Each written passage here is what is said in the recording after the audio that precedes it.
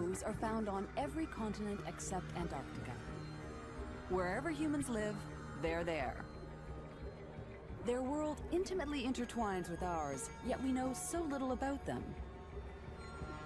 They, on the other hand, seem fascinated with us.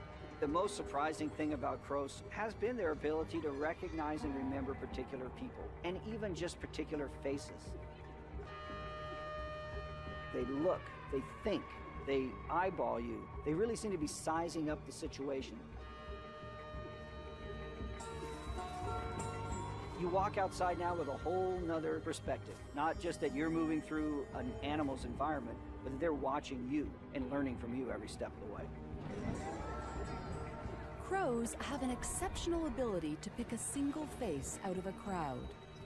But what's truly extraordinary is what the crows do with that knowledge.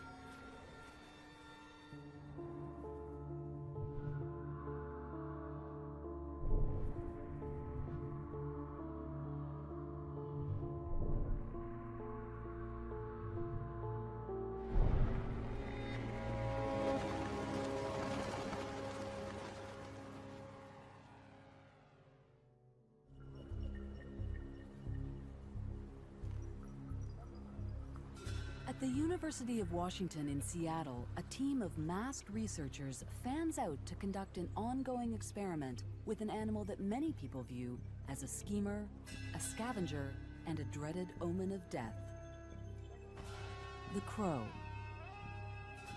This is a facial recognition test. The way we go about studying facial recognition is to change our face. The caveman mask was our initial trial. We caught 7 birds wearing the caveman mask and watched their response to that mask as we would just walk casually through a route that included where we had caught them. Initially, about 30% of the birds we encountered would scold us.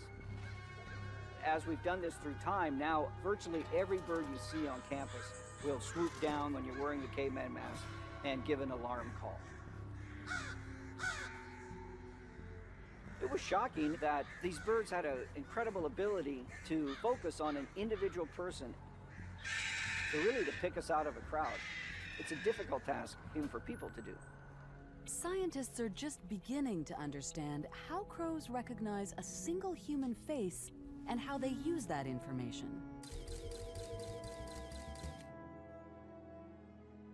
The adult birds are showing us that they're very intelligent. In essence, they've learned a harmful face with one trial exposure. One catch, and they remember that face on campus for over 2 years. What was shocking wasn't just that the crows could pick the scientists out of a crowd, but that they told each other about them.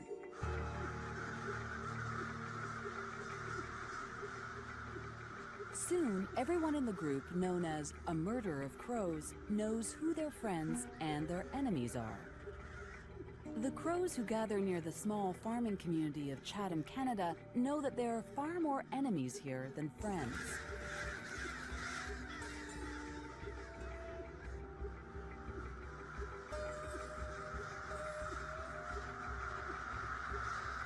Each fall, hundreds of thousands of migrating crows join local flocks to create one of the biggest roost sites in the world. Crows liked what humans did to North America. They liked it a lot. I mean, they like what we like. We like open spaces with trees, and that's what they like. So we cut down all the forests in the east, made them opened up, still a few trees for nesting and all that. They like that. And now they're everywhere. Crows are always watching, learning, and remembering. They're especially attentive on garbage day. Crows memorize the garbage truck routes, learning when the best time is to scavenge some succulent treats. So we're omnivores and we're social. And crows are omnivores. And sometimes we don't like the animals that have the same qualities as us. We don't like crows because crows are opportunistic. And so are humans, though. Crows are invasive. Crows will do all sorts of things that humans do that we are not particularly proud of doing, like feeding on garbage. That long cultural interaction we've had with crows in a negative way has seeped into our modern culture. Whenever something bad is going to happen on a movie, you hear a crow call in the distance. The mayor of Chatham tried to rid the city of their crow infestation by introducing a shooting competition. But as soon as one crow was shot, the word went out, and they all learned just how high to fly to stay out of the range of the pellets. That's when the city turned to Ulrich Waterman and his hawk Harriet to try to drive the crows out of town.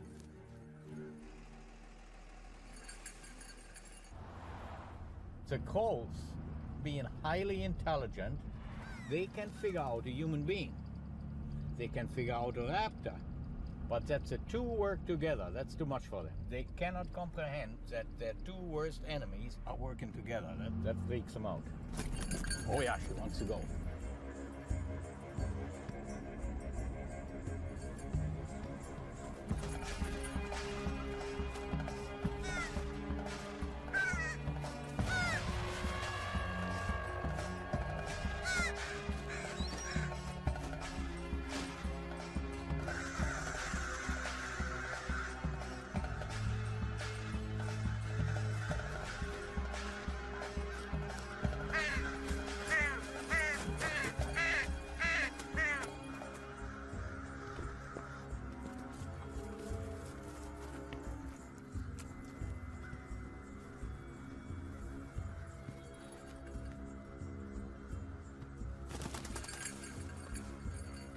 Let another one go. The reason that I let that crow go is she was not much harmed and is in good shape to join her friends there, and she will tell the story of what just happened to her. See them all, they're all coming up now, and she is joining them now and telling them the horrible story. Crows learn from each other's misfortunes. When one is killed in a farmer's field, it's not uncommon for them to change entire migratory patterns so that no crows fly over that field for as long as 2 years. There's no doubt about it. Crows talk.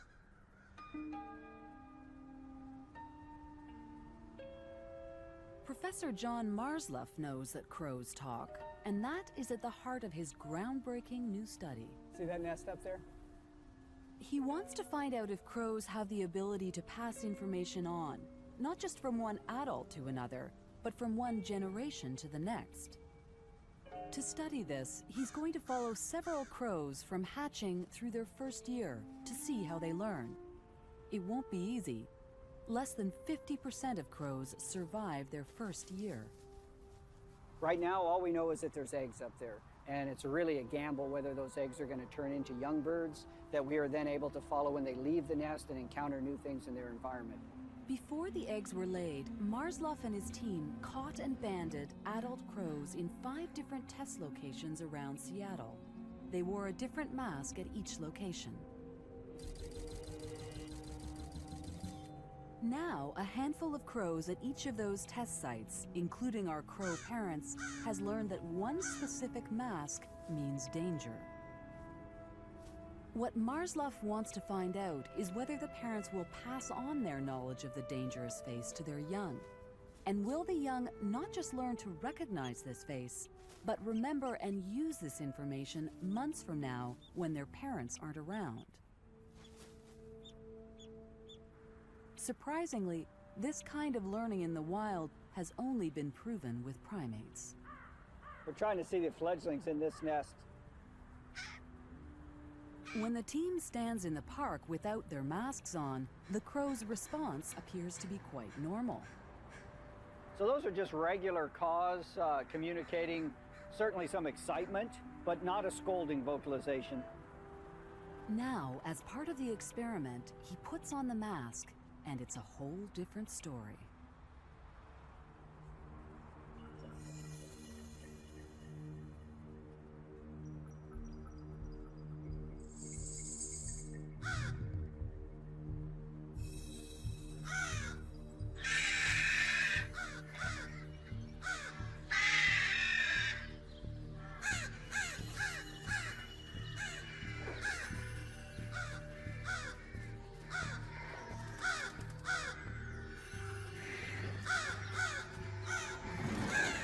critical part of the study right now because the young are just to the point where they're learning everything that they're going to need to survive for this next year or two. And we want them to learn as part of this process that some people are bad, in particular our face with the mask on it is bad. We have to show that a trait is observed, not directly experienced by an individual, which is what we're doing with these young birds as they see their parents scold a mask. Then we have to see if they have learned from their parent to respond, and do they take that learning and that memory with them as they establish in a new place. That's really a hallmark of intelligence that is seen in very, very few animals. It's the sort of thing that is required for culture to evolve. If Marsluff is able to show that each generation of crows is capable of building on an earlier generation's knowledge, then he will prove that crows possess a kind of evolutionary advantage shared by only a handful of the world's smartest creatures. How'd you score that one, Dave? Beautiful. They stayed back there swarming on me while we were even waiting. Awesome. That was Yeah. It was like that was beautiful. Yeah. Beautiful. While Marsluff and his team are watching the crows, someone else is watching them. The U.S. Department of Defense is funding their study because they think the crow's ability to recognize faces and point out the bad guys might have applications beyond the bird world. For millennia, humans have looked upon crows as highly intelligent creatures, the wise guy, the trickster. Only recently have crows become a focus of major scientific scrutiny around the world. Scientists want to know why crows, who don't have the biggest of all the bird brains, are proving to be the most intelligent of all the birds. Crows do not have the biggest brains of all birds. Parrots do. But it's crows that are by far the top among birds. Whether it's the American crow, the European species, the North American species, every continent of the world has its crow, its member of the genus Corvus, that's at the top of the rankings for that particular area of the world.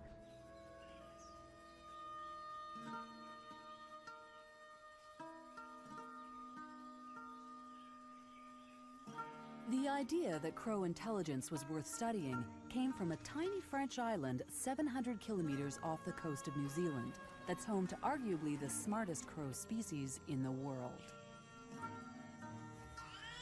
In 1993, scientists from the University of Auckland discovered that New Caledonian crows had an ability long thought to be the domain of humans and great apes, the ability to use tools. It's a bit of a puzzle. Why is it that it really is just this one species of New Caledonian crow stuck on a relatively small island in the Pacific that uses these really complex tools? Russell Gray is part of the team that made that first astonishing discovery, and he continues to return to the island to study these remarkable birds. Alex Taylor has spent the last 2 years on the island, living with the crows and conducting experiments. In terms of biodiversity, it's on the kind of top 10 hotspots for the world. There's just so much stuff here that just doesn't live anywhere else. And especially with the insects and plants, there's tons that's not even been documented. So it's kind of a really special place. What's truly remarkable is that New Caledonian crows don't just use tools, they make them as well. It was really amazing to see that they'd go through this long, complex sequences of actions. It wasn't just like one step, like rip off a stick, and it wasn't even 2 steps. It was breaking off at a difficult place the branch below a fork, trimming off the side branches, and then crafting away at the base of the fork to get a really functional hook tool. And that was really amazing to see an animal, knowing there's some food there, putting all this effort into getting its tool just right for the job. There's really 3 species that make tools: elephants, chimpanzees, and New Caledonian crows. So just 3 out of 6 million or whatever that's on the planet. People went wild when Jane Goodall found that chimps could actually use tools at all. And the chimpanzees have never been found to use hooks in any kind of way. So to find a crow species that's using tool use and making tools in a much more sophisticated way than the chimps, really, I think, it hit everyone's radars. Sometimes you see really complex things, but there's some simple trick to it, some lower level behaviour that underlies it. Well, any behaviour you see like that in the wild makes you think. It makes you think, I really need to do an experiment. First we put the meat into the hole, and we put the long stick in the toolbox, right at the back, out of reach of the crow. And we put a short tool in front of the box. It's one thing to use a tool to get food, but to use a tool to get another tool to get food requires much more complex cognitive powers.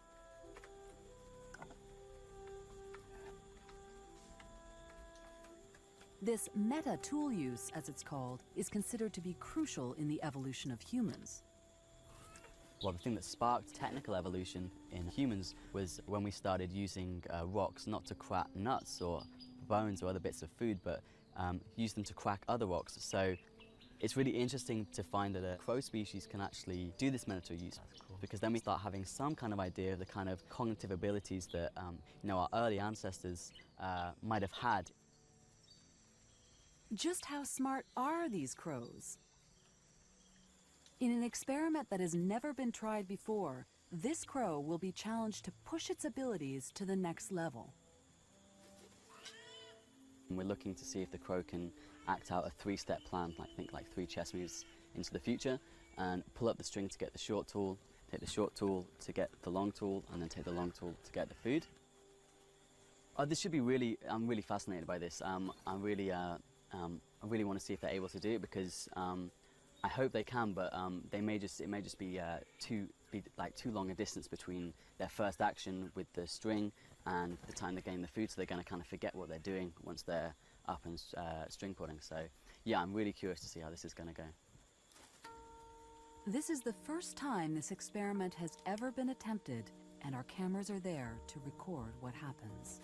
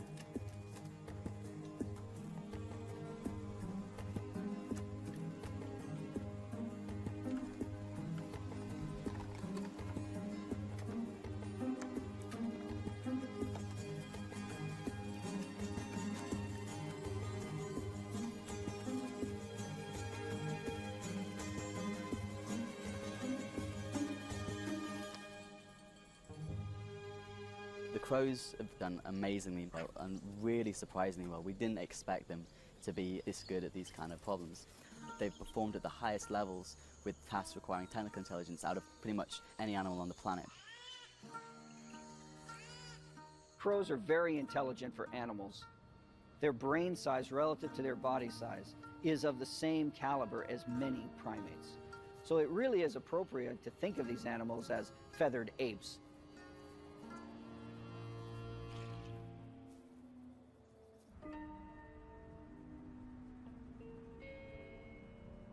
Back in Seattle, John Marsloff's test crows, who hatched 2 weeks ago, are growing up fast.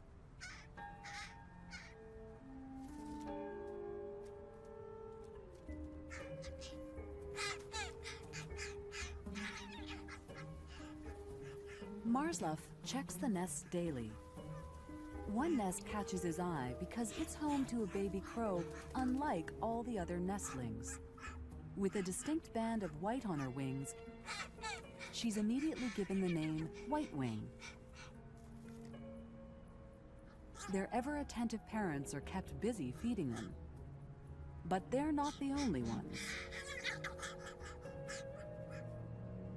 Some pairs of crows have what we call helpers at the nest.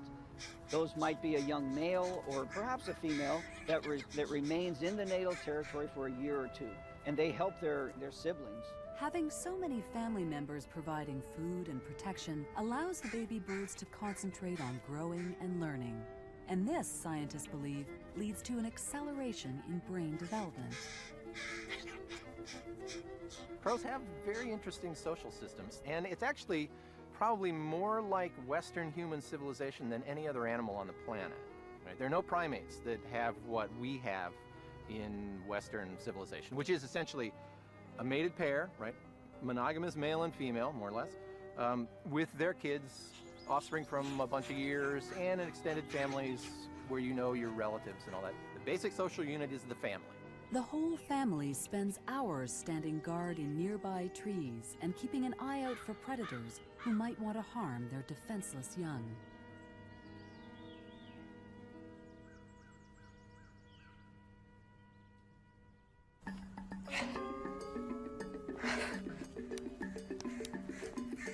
At 3 weeks old, the baby crows are almost ready to leave their nests.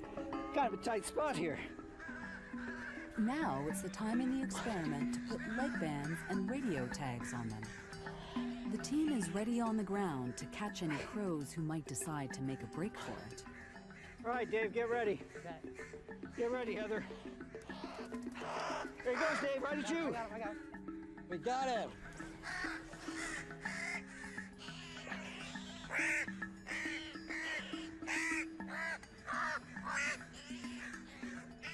I'm coming down. These are so calm. They are. Probably the best way to understand the development of intelligence is to follow a young bird as it's gathering its intelligence. How's your climb, John?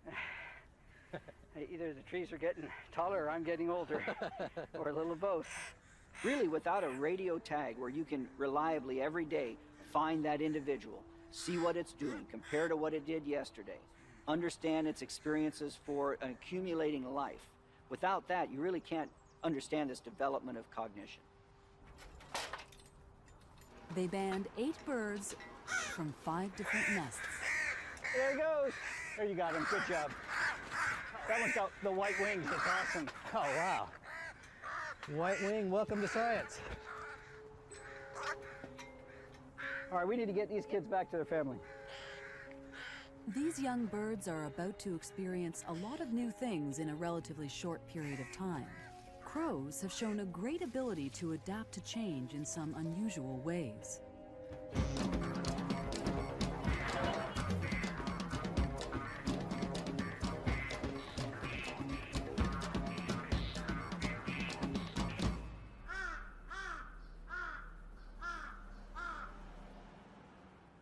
As Tokyo has grown into the world's largest city, humans and crows are thrust closer and closer together. It's not been an easy accommodation for humans. Crows and humans are at war with one another. The crows' resourcefulness comes from their intelligence. Their adaptability is their strength.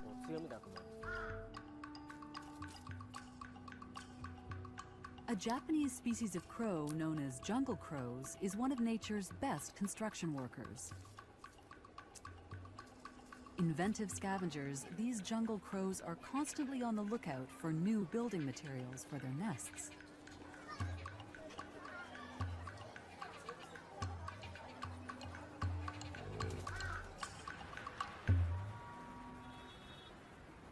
In Japan, where laundry is done almost daily, it's a common sight to find clothes drying outdoors on metal hangers. For crows, this is an opportunity far too tempting to pass up.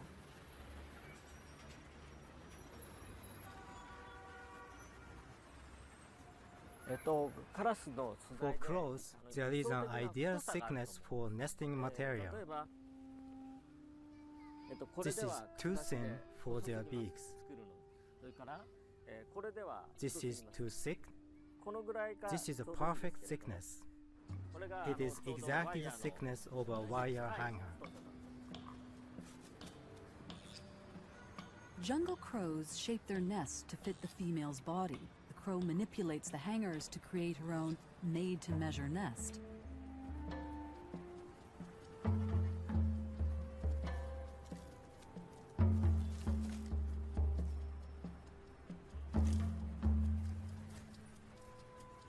Using hangers as nesting material might be a clever adaptation to life in an urban jungle, but when the crows opt to locate their nests in some place other than a tree, it can lead to shocking consequences.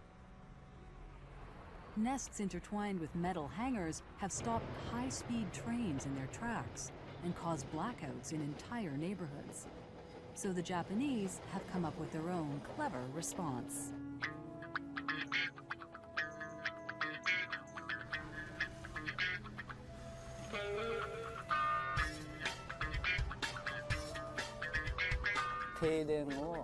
Preventing power interruptions is a patrol's first priority.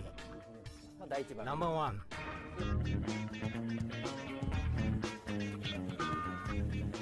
The Crow Patrol of the Kyushu Electric Power Company fans out with a single mission: to find and destroy the homes of destructive squatters.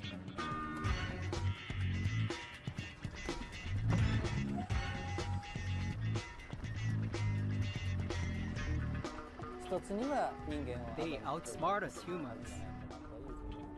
We remove their nests as we find them. But they see this and circle above, waiting to build a new one. It's tough to outwit crows.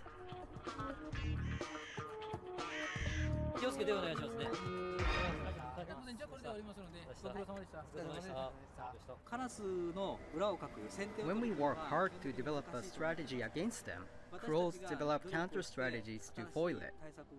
All we can do is to look for new methods based on our experiences, apply them, and deal with the outcomes.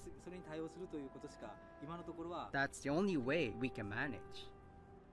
I think the crows are as smart as we are, so we feel challenged. We think we have to fight against them. We are competing with the crows, these smart birds, as our intellectual equals in this fight. Not long after Marsluff and his team have returned the newly banded test babies to their nest, they're ready to head out on their own.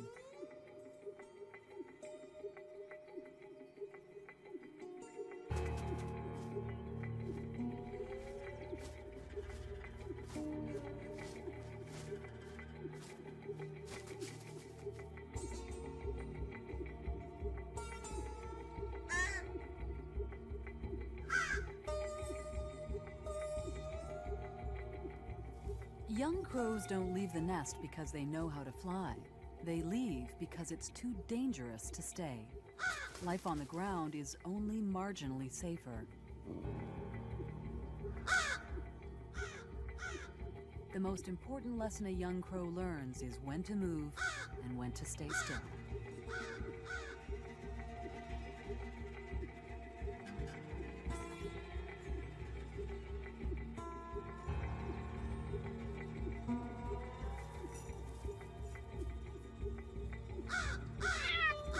This parent's verbal signals could mean the difference between life and death.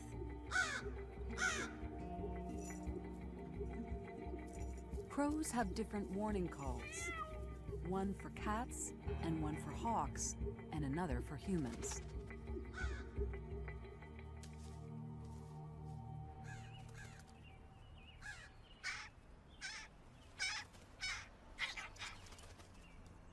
Scientists have identified over 250 distinct crow calls.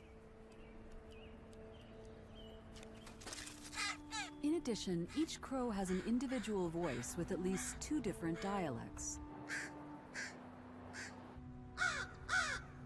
One loud version for the general crow community, and a separate quiet dialect for talk just within the family. These types of sophisticated language skills are found only among the most intelligent of species.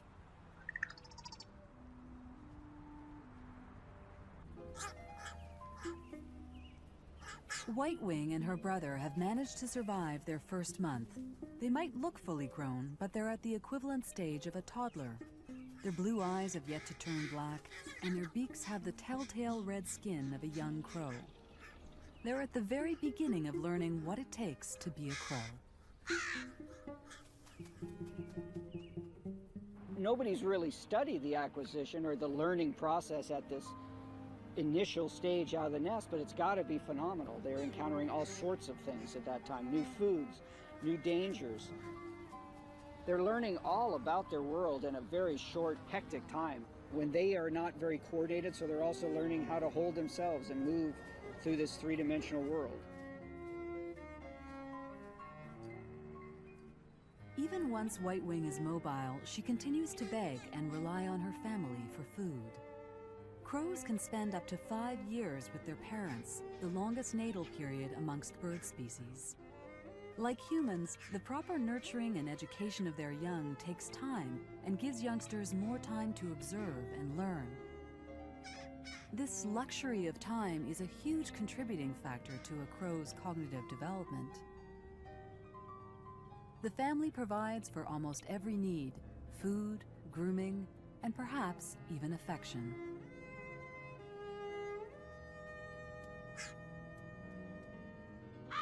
By the time Whitewing is 3 months old, she's starting to really test her wings. And yet, she still clings to her mother's side.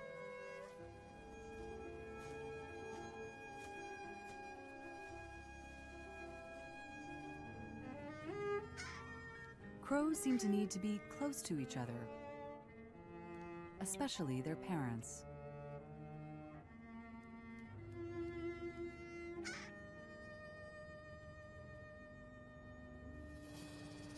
By the time Whitewing is 4 months old, she's starting to find food on her own. She, like all crows, quickly develops an appetite for a wide variety of foods. And this kind of diverse diet has a direct impact on brain development. A lifestyle that's more complicated because you're eating a wider diversity of foods is something that explains part of the intelligence of some primates and also part of the intelligence of some birds. So it's the same principle, the fact that you're an omnivore, that seems to be pushing the brain towards having bigger areas to cope with the extra amount of information. If an animal only eats fruit, then it only has to learn about one food group. Crows eat fruits, vegetables, and meat, so they have to be able to identify and learn how to work with all these foods. Walnuts, for example, are a bit of a challenge, but crows have figured out not just how to get the husk off them, they've mastered the art of how to crack a tough nut.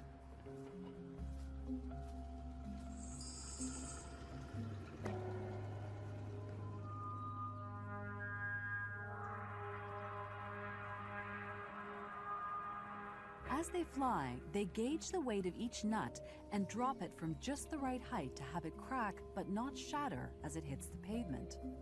Then they follow the nut down to make sure no one steals it. They've even refined this remarkable talent further. They make sure that the walnuts hit the road just when the traffic signals turn red, eliminating the risk that either they or their walnuts fall victim to the passing traffic.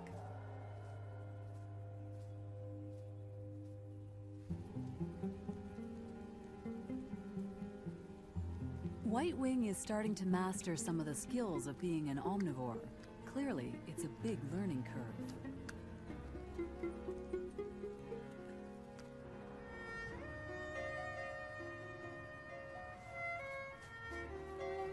Our test crow's worlds are expanding. Whitewing is leaving the safety of her parents to go off and play with others. Like a teenager, she's eager to seek adventure with friends, but reassured that come evening, she can return to the safety of family.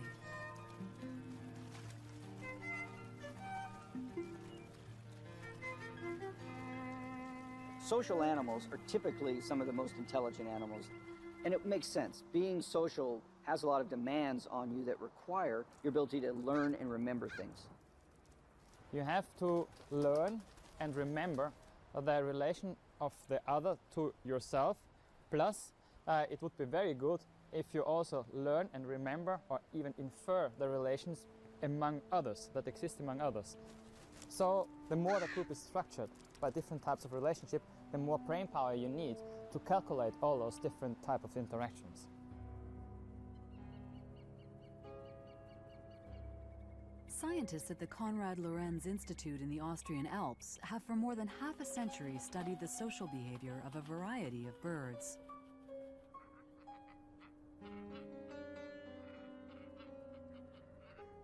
Now they're turning their attention to crows.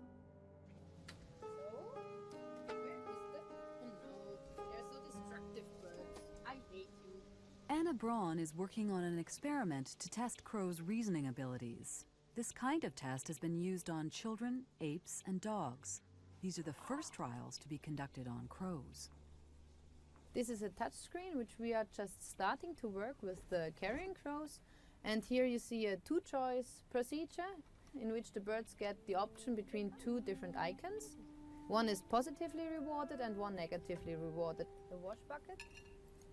They learn through experience. They just peg on it. On one they get food and on the other they don't. They get a red screen. So this is the right one in this case. No, that's the wrong one. And then a picture combination appears on the screen with an image the crow has never seen before. It now has to infer which image will bring the reward. When this task was presented to children, they mastered it after just a few tries. Dogs took as many as 70 attempts to solve the puzzle. Crows surprisingly figured out this experiment almost as quickly as children. But they already come very far, and that's the big surprise for all of us. They come from a behavioral point in the cognitive tasks. They come on the level that is reached by some ape species, and which is quite surprising. Thomas Bunyar has previously worked with apes. His current interest in crows is focused on something psychologists call theory of mind, a creature's ability to recognize that other creatures might have differing ideas from their own. Theory of mind is a huge step of not only thinking about yourself, what you yourself know, what you yourself feel, what you yourself experience, but also just to extrapolate and think about others as being their own creatures with their own kind of mental life. Crows clearly demonstrate this kind of agile thinking when it comes to storing their food. First, they hide it. Scientists call this food caching. When they cache, they're on the lookout for any clues that another crow might be spying on them. Over there, this individual over there, he just did a food cache very close to the others. But then he recovered it again and moved up the hill, and now he's caching again. He left the cache site and now he's sitting over there as private as he could be, watching, paying attention what's going to happen with the bird who approached. If they suspect they've been seen, crows will move their cache, defend it, or they may even fake cache, keep food in their pouch and only pretend to bury it. These are all highly complex cognitive behaviors. So a kind of cognitive arms race is starting between those that try to prevent pilfering and prevent the others from watching, and those that have to watch for pilfering. And we are talking now not only about behaviors, but we are talking also about the mental state. At 5 months, White Wing is reaching the end of her adolescence. She appears to have an understanding of caching, and she's venturing further and further from home and testing her wings. One behavior that intelligent animals appear to all share is play. Play allows the mind to learn unexpected things, and young crows love to play. These flights of fancy are more than just fun-seeking, though. White Wing and her pals are building up strength with these cannonball rolls, and these loop-de-loops are the perfect way to evade a hawk in hot pursuit. They also provide a pretty good way to impress a mate. Attracting a mate is perhaps the most important event in White Wing's life, because crows mate for life, a life that might last as long as 20 years. It looks as though White-wing has found herself a promising candidate.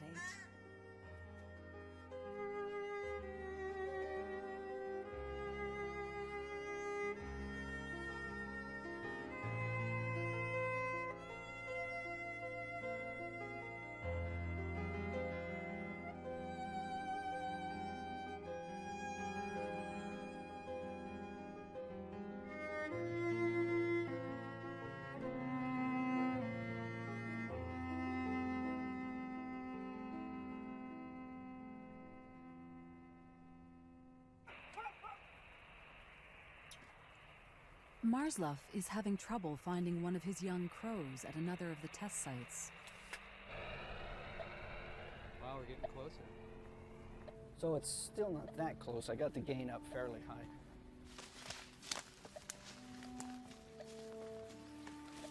Yeah, this doesn't look good to me.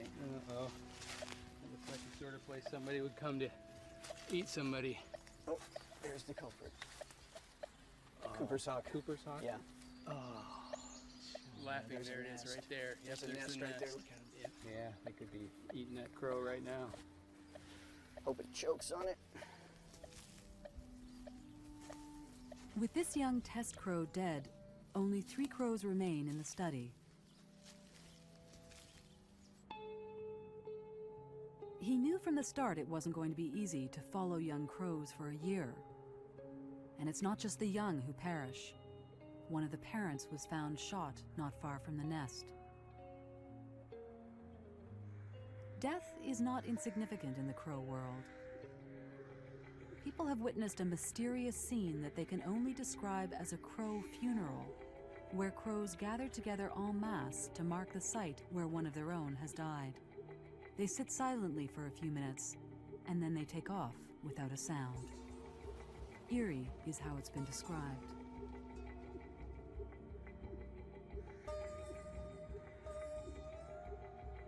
Animals seem to feel pain. Social animals seem to feel social pain. They seem to grieve for a while when their partners die. And that's not surprising. You know, that's evolutionary, the same evolutionary tools working for people as it is for animals. Few crows make it out of adolescence, and unfortunately, that was the case for White-wing. When she was 6 months old, she was hit by a car not far from home.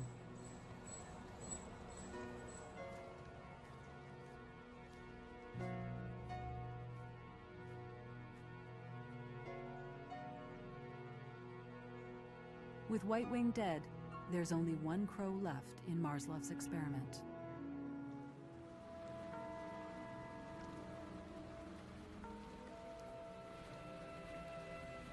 The success or failure of the experiment now hinges on a single crow. But first, he has to find his subject, who's disappeared somewhere in Seattle's urban jungle.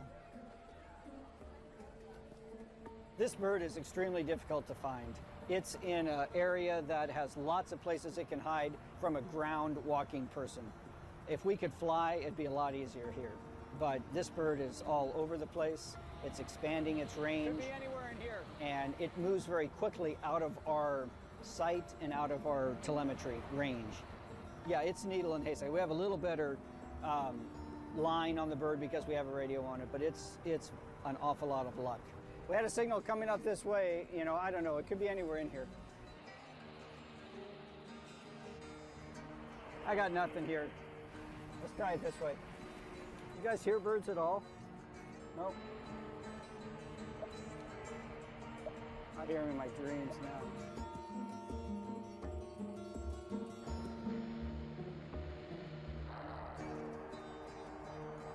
Nothing. These observations are extremely difficult and rare to get, where we have the bird in a place where we can see it. This is the only one of the 7 or 8 that we had tagged that was exposed to a mask with its parents that is now still alive. And so what we're hoping to see is a clear response to us with that mask. And we're still hoping this bird will do what we expect, but it may not. Stronger over here. Let's just see from this corner where we get him.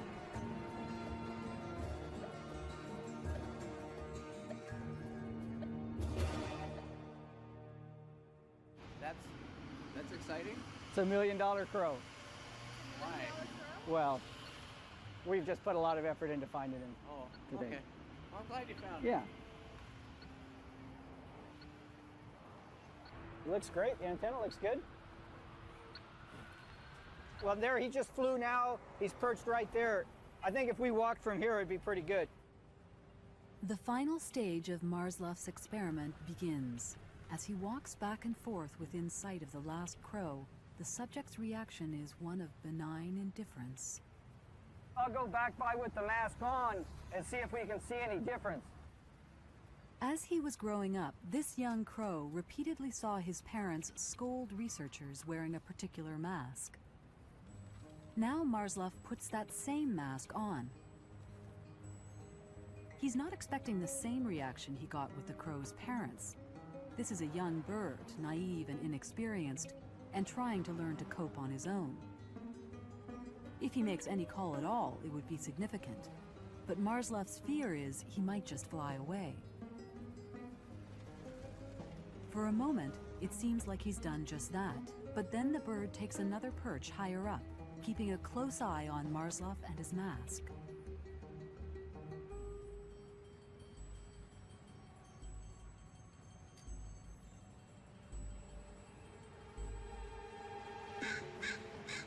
And then, there it is. To many, just the tentative scold of one young crow. But to John Marsluff, it's a major milestone. That was pretty exciting. Well, you'll never get a better exposure than that, I don't think. That was clean. To me, what it indicates is that that bird clearly recognized this face, which the only way it could have learned about this face as being anything unique was from its parents' behavior. So I think that shows the first step of social learning. There he's really looking down at me, yeah. There he's scolding. This is the first scientific evidence that crows are able to learn, remember, and put to use information gained months earlier from their parents. This is a huge evolutionary advantage that until now has only been proven in a rarefied group of the smartest creatures on Earth.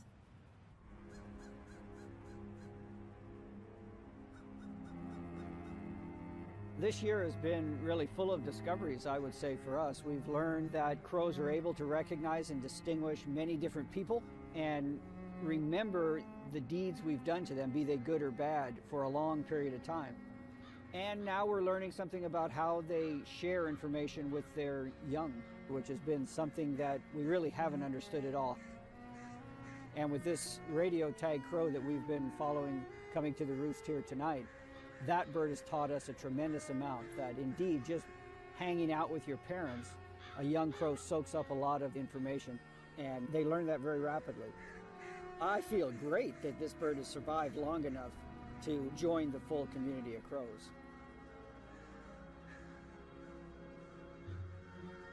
It's not surprising that animals have some of the same abilities as us because we're built from the same building blocks. And we as people, we tend to think that, oh, well, only people do this. Right? Well, we haven't found anything like that yet. We may be unique in having the whole cluster of things that we can do, but what we're going to find out is that other animals out there can do some of that. And if we figure out the way to ask the questions, we might be surprised at the responses we get. Crows share a lifestyle with us. If we can understand the link between that lifestyle and the evolution of intelligence and the evolution of brains, we've advanced in our understanding of brains, intelligence in general, which includes us. Crows have been watching us for a very, very long time. Only recently have scientists begun to watch back. And what they're finding is a creature that's far more complex, more intelligent, and more like us than we could have ever imagined.